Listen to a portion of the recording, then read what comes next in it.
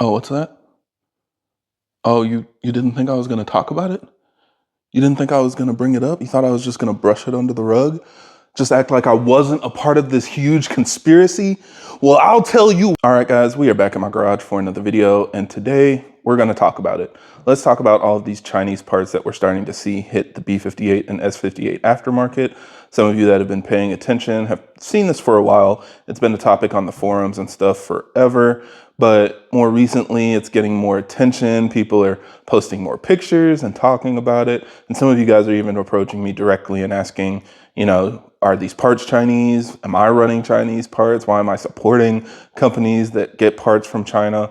And everything in between. So I've been thinking about making this video for a while, finally decided to make it. So let's go ahead and talk about it, and hopefully you guys find this video useful.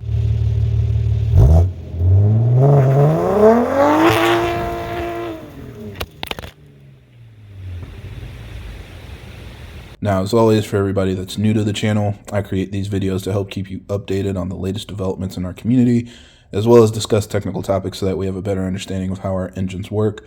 So if you're interested in more videos like that, be sure to subscribe because there will be a lot more coming out in the future. So if you scroll way back in my YouTube history, you'll see some of my earliest videos are related to car audio. And that's because at the time when I was in high school and college, I had a car that wasn't really worth doing anything performance oriented. So that's what I dug into. And when I got my first internship and I got my first paycheck, it was burning a hole in my pocket. So my first idea was upgrade my audio system. That's something that any car can take advantage of and anybody can enjoy. So I went and bought some speakers and I really wanted to upgrade my head unit. And I saw Pioneer head units that did exactly what I wanted, but they were a little bit out of my budget. So I started looking around on the forums at the time. If you guys know car audio classifieds, I was really heavy on there for a long time. And that's when I found out about companies that make these head units that are just as good. They're just not, American brands. They're these Chinese brands that make aftermarket head units. Some of the software might be a little bit different. You might have to change the language or whatever, but otherwise it works just fine. So of course I bought one. It was much cheaper than the Pioneer I wanted and had all the same functionality. And long story short, within 3 days it was dead. I think the second day the screen stopped working, but it was still playing sound. And then the third day there was just nothing at all. So what ended up happening? Second paycheck came, went and bought a real Pioneer head unit, had no issues after that. So I definitely learned my lesson by being burned. Like a lot of you guys, you might try to save a little bit of money and you buy these Chinese parts and they end up being completely horrible and not living up to the hype. And there's no real way to tell, right? Like when you look up reviews, there are all these people that are going to say how much good luck they've had with it and it is perfect in their experience, and everybody else that has issues, they must have done it wrong. But in reality, it's just not the case. The consistency in the parts and the reliability isn't that great, and the warranty is even worse. I remember I actually reached out to the company to try to get the parts replaced, and they sent me back an email in a language I didn't understand. I couldn't even communicate with them to get anything handled. So after that point, I always said, buy once, cry once. I'm going to spend the money up front to make sure I get something I like so I don't end up wasting my money in the future. And that's no different today. There are a lot of companies that we really trust, but unfortunately there's a pretty big market in China that makes much cheaper products that are very competitive, and it's hard to compete with something like that. But there are a couple different things that you should understand if you're trying to make a decision there. First of all is what I experienced, which is Chinese companies that just make their own products under their own brand. They sell it as a competitor to everything that's out there in the field, but it's cheaper. And so, basically they're hoping people will go for it. Over there, manufacturing is a lot cheaper and they're able to bypass some of maybe like your expected inspections and quality control and stuff to make a cheaper product and sell it as many as they can, So that's one space that generally I say to avoid. Now, what's coming up more commonly now is one big one, of course, is just Chinese OEM manufacturing. And I've talked to you guys about this multiple times, but again, for those of you that are new, I worked in automotive for almost a decade, and we had a pretty big supply base in China. They made our OEM parts and they supplied them to us, and then we did our assembly so that, our parts could say they're made in the USA. That's extremely common, and if you're looking up aftermarket parts for your car that are coming from these Chinese companies, sometimes they might be the OEM supplier for that part. especially like metal parts and electronics. Most of the plastic components that I see are made in the USA, but for higher, more expensive materials, it's very common for companies to outsource their OEM manufacturing to these Chinese companies. Now, the quality is exactly what you would expect from an OEM because the OEM is dictating the design, the quality requirements, the inspection criteria. All of that is dictated by the OEM. So they can only send parts that meet those requirements in order for it to go into production and be sold as made in the USA. So that's one space that I would say isn't really a big deal, but generally you don't see it unless you're in the supply chain as an engineer or somebody controlling the manufacturing. Another one, of course, is the replica space. So you have an established product by a well-known company that people trust, and somebody in China that works at a manufacturing site says, I can make that too. So they'll probably buy a couple, reverse engineer it, make their own equipment to manufacture it, and then sell it at a cheaper cost. Now, in a lot of cases, this seems like it should perform just as well. Majority of their savings is because they don't have a lot of R&D costs in development and stuff like that. So people really don't like supporting these companies because you want to support the company that's innovating and generating new ideas and products for your cars or for your platforms or whatever it is that you're working on. Like when I worked as a manufacturing engineer in an OEM manufacturing plant, we had manufacturing sites in China.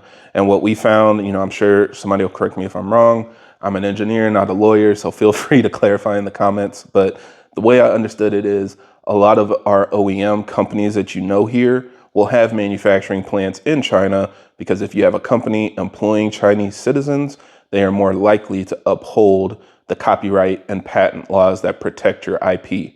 So if you don't have anybody over there making your parts, then basically you're not supporting their economy. So it's a lot harder for them to, basically say this is copyright infringement, you're stealing people's designs.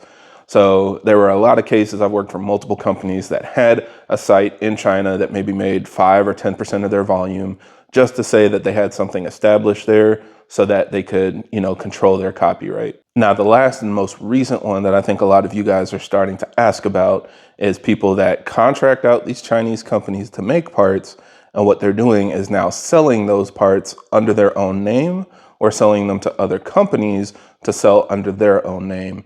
And this is something that honestly I've only become aware of over the past couple years. It wasn't very common, but I've had people reach out to me directly and say, hey, that product that you're running is my design. I created it. I worked with a company in China to manufacture it.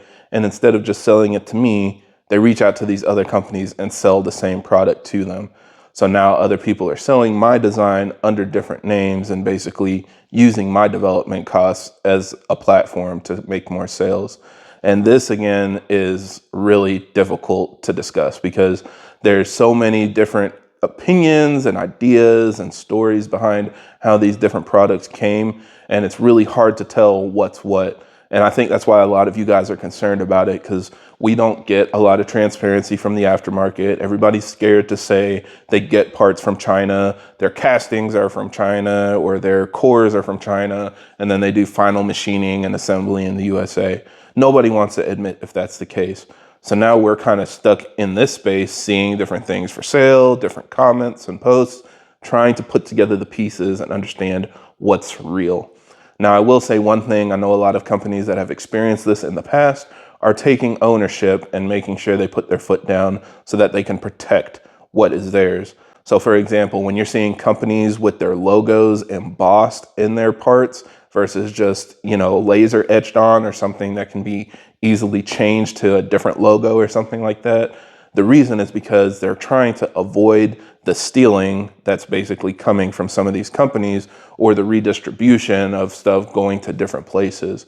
So to protect their IP, when they get a casting, they get their own tooling and stuff to make their parts, they're basically making sure that their name is embossed in the tool so that the part has it in there permanently.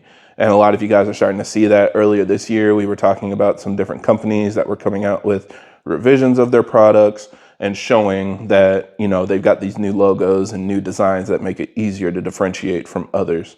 But it's really hard to say, really what is what, who orders parts from China, which components are from China, how much manufacturing happens in China versus the USA or Europe or wherever these companies are located. There are just so many different stories there. One thing I do like is the companies that I work with, if there are any parts that they're considering, using from a design that is being made in China, they ask me to test it. They take my feedback and they update their designs. So everybody that's asking about downpipes and heat exchangers and intake manifolds, charge pipes, all of these parts, there's definitely a potential to have different issues with fitment and assembly and things like that. And I try to be as transparent as possible in my videos to share with you guys what works, what doesn't work, what I have to change in order to make it work for my car. So just keep that in mind, work with companies that you trust, talk to people that have tried parts that you're interested in before, and that'll give you the best understanding of if it's high quality or not. But I definitely can't guarantee that everything you see on, Temu and Alibaba and all of these websites are going to be the exact same as what, you would get from a company with their branded name on the product. Sometimes it's quality rejects that they think should work fine, so they still sell it. Sometimes it's the exact same product. Sometimes it's a reverse engineered, copied product of an existing design. But I can say that the companies that I work with will produce a part and at least do some testing with me or others to figure out what works. So some of the bigger ones like the Dynamic Auto Works turbos, as I told you guys, I had a pre-production unit. I had one where I was testing this wheel design, and I know multiple other people that were testing different wheel designs before the actual turbo came out. So just because you see a company that looks like they make the exact same Dynamic Auto Works turbo, it's not the same. It's not going to be that, Dynamic Auto Works just drop ships a turbo that is made in China and they sell it at a higher price. There is R&D, manufacturing, assembly, and development that goes into producing these parts. So yeah, stuff like that is what I appreciate. Again, working in the automotive space for years, I don't really have an aversion to Chinese parts in general. It's more about, the companies that I'm working with, making sure that they're doing their due diligence so that they know the parts will work fine, install fine, will meet the performance expectations, and basically be worth the money. And at the end of the day, a lot of the B58 space is just kind of being watered down. A lot of companies had pretty big monopolies in certain aspects of the space. Now that we have more competitors with more options, everything is slowly getting cheaper. So just because you see a cheaper product, it doesn't necessarily mean it's worse quality. Every time I try to talk about a new product in the video, I share with you guys, all we have is the information they provided. We're going to hang out and listen out for more reviews so we can really judge how well it works in the field. And I always think that's what works best. So that's why I have my cars. That's why I have my channel. I like trying stuff and testing it just to see what works. I have no problem being transparent and, the issues I've gone through and how I make things happen on my car. If it works or doesn't work, if I keep it or swap it out, I'll always share those results on the channel. But, feel free to ask any more questions if you guys are curious about anything specific on either one of my cars. I will continue to try new parts in the future, regardless of where they're made. And yeah, I think that's pretty much it for this video. So thank you guys for watching, and I hope this helps. And if you have any other questions or comments, leave them down below.